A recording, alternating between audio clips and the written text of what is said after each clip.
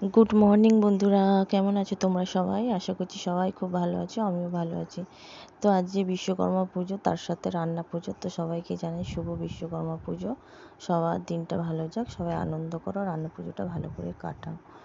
তো এই যে আজ সকালটা খুব ব্যস্ত, সকাল থেকে তাড়াহুড়ো তাড়াহুড়ো, ছেলে চলে গেল স্কুলে, তারপরে আমি আমার কাজে লেগে পড়েছি।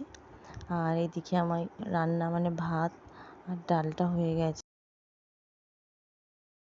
তারপরে হচ্ছে ইলিশ মাছ বেগুন দিয়ে। আর এই দেখো ডালটা কমপ্লিট হয়ে গেছে, এবার নামিয়ে নেবো।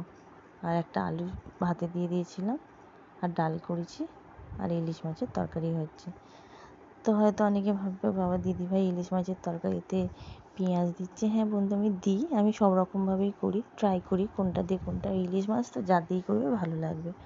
তো পেঁয়াজ টমেটো ভেজে নিলাম, তারপরে একটু মশলা ছিল, একটু রসুন দিয়েছিলাম। আর ইলিশ মাছ মানেই তো কালো জিরে ফোড়ন, তাই না, টেস্টটা ভালো হবে। তো নুন হলুদ এই দিয়ে আমি মশলাটা কষে নিলাম। আর মাছটা ধোয়াই ছিল ভালো করে, এবার ফ্রিজে ছিল, এনে বার করে আর একটু ভালো করে ধুয়ে নিলাম। তো তারপরে এই যে এদিকে মশলা কষিয়ে তরকারিটা বসাবো, আর এদিকে মাছটাও ভাজা হয়ে গেল। তো এদিকে রান্নাবান্না সব কমপ্লিট হয়ে গেল। তরকারিটা হলেই কমপ্লিট হয়নি, তরকারিটা হলেই হয়ে যাবে। এবার তোমাদের চলো ফাইনাল লুকটা দেখালাম, মাছের তরকারি কেমন হয়েছে বন্ধুরা বলো। তারপরে রান্নাঘর পরিষ্কার, ঘর পোছা কাচা, স্নান করে যাব ছেলেকে স্কুলে আনতে। তো তোমাদের দাদা অফিসে চলে গেল খাওয়া দাওয়া করে, এবার আমিও বেরিয়ে পড়লাম ছেলেকে স্কুলে আনতে। বাকি ঘরে সমস্ত কাজ করে গেলাম ছেলেকে আনতে। তো এই যে ছেলেকে নিয়ে ফেরার সময় একটু ভিডিও করলাম। আজকে আমাদেরও নিমন্ত্রণ আছে রান্না পুজো। তো কাকিমা অনেকবার ফোন করেছে যে কখন আসবে। আমি বললাম কাকিমা আমার একটু দেরি হবে, আমি তো স্কুল থেকে আসছি, তারপরে 2-3 দিনের অনেক জামা কাপড় আছে জানো তো বন্ধু। আজকে রোদটা উঠেছে, একটু রোদে দেবো, তারপরে 2 বালতি কেচে এসেছি, ওগুলো শুকাতে দেবো, শাশুড়িকে খেতে দেবো, সব গুছিয়ে পরিষ্কার করে আসবো। আমার না কোথাও গেলে পরিষ্কার পরিপাটিভাবে না যেতে পারলে ভালো লাগে। তারপরে যাই হোক সমস্ত কাজ করে এই যে এখন বেরিয়ে পড়েছি রান্না পুজোর জন্য। তো একটু গেছিলাম রাস্তার দিকে, কিছু না নিয়ে কি কারো বাড়ি যাওয়া যায়, তো একটা ঠান্ডাই নিয়ে আর চলে এলাম এই যে কাকিমার বাড়ি, মানে রান্না পুজো খেতে। এখন গল্প করছি, কথা বলছি। তারপরে চলো ননদ, এই যে আমার এই একটা ননদ, ও এখন প্রসাদ দিচ্ছে সবাইকে, আর আমাকে বলছে বৌদি তুমিও খেয়ে নাও। আমি যে শোনো সবাই একসাথেই খাও। বলছে আচ্ছা তাহলে ঠিক আছে। তো আমি বলছি দাও আমি একটু ভিডিও করি। বলছে হ্যাঁ করো না। তারপরে এই যে ও সবার জন্য প্রসাদ দিচ্ছে, আর আমি আরও এখন গল্প করছি। তারপরে আমি বললাম যে তুমি একটু সব মানে ঢাকাগুলো সরাও, আমি একটু ভিডিও করে নিই। তারপরে ওই যে ও সব দেখা কী হয়েছে। এদিকে মাছ ভাজা আছে 3 রকমের, তারপরে 13-14 মানে 13-15 রকমের ভাজাভুজি, তারপরে পুঁই শাক মাছের মাথা দিয়ে পায়েস, তারপরে ডাল, তার সাথে ছিল মালপোয়া।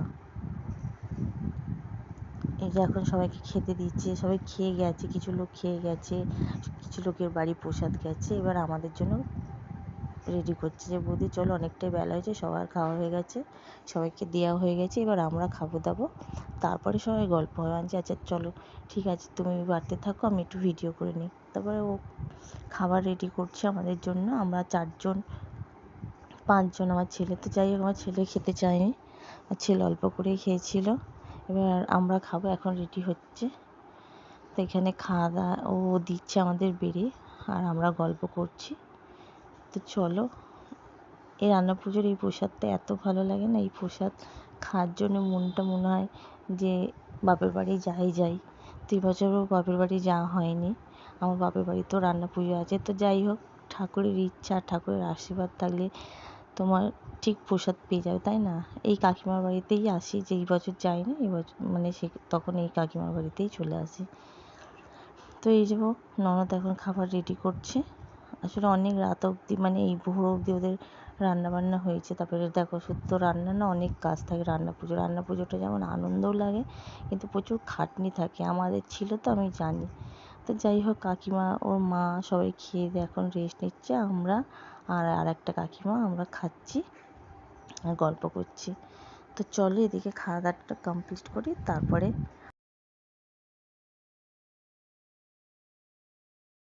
যাই হোক, এই যে আমরা খেতে বসে পড়েছি, খাওয়া দাওয়া শুরু করে দিয়েছি।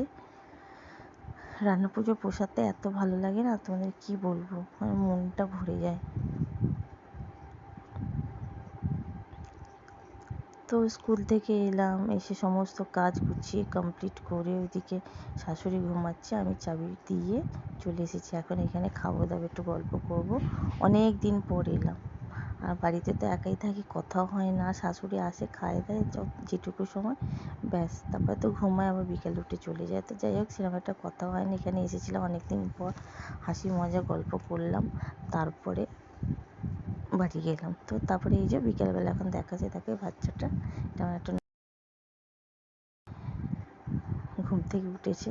আর এই যে আমাদের বাড়ির মানে বাচ্চাগুলোকে বিরক্ত করছে, আমার ছেলে আর একটা ননদের মেয়ে। তো দেখো, ওকে ফোনটা ধরে আমি ওর সাথে কথা বলছি, ও খুব হাসছে। তো বাচ্চাদের হাসি খুশি থাকলে খুব ভালো লাগে, তাই না?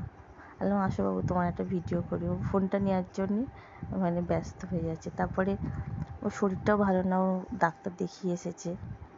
বাচ্চা মানুষ তো, ওয়েদার চেঞ্জ হলেই ঠান্ডা গরম লাগে। তো তারপরে এই দেখো, বিকেলের ওয়েদারটা কি সুন্দর লাগছে না? সূর্যি মামা এখন অস্ত যাচ্ছে, চারিদিকটা অন্ধকার হচ্ছে। তো ভিডিওটা ভালো লাগলে লাইক শেয়ার সাবস্ক্রাইব করো, খুব ভালো লাগলে বন্ধুদের মাঝে শেয়ার করো, কমেন্ট অবশ্যই করো। কমেন্টে জানিও কেমন লাগলো, তোমাদের রান্না পুজো কেমন গেল, তোমাদের বিশ্বকর্মা পুজো গেল, তোমাদের দিনটা যে কেমন গেল। আমার তো ভালোই গেল, হাসি মজা আনন্দ সমস্ত কিছু গুছিয়ে। এই দেখো, সূর্যি মামা এদিকে অস্ত যাচ্ছে, আর এদিকে চাঁদ মামা উঠছে, কি সুন্দর লাগছে না? আজ নাকি পূর্ণিমা ছিল। তো যাই হোক, ওয়েদারটা খুব সুন্দর ছিল, আর আকাশটাও বেশ ভালো লাগছে, তাই তোমাদের সাথে ভিডিওটা একটু করে নিলাম।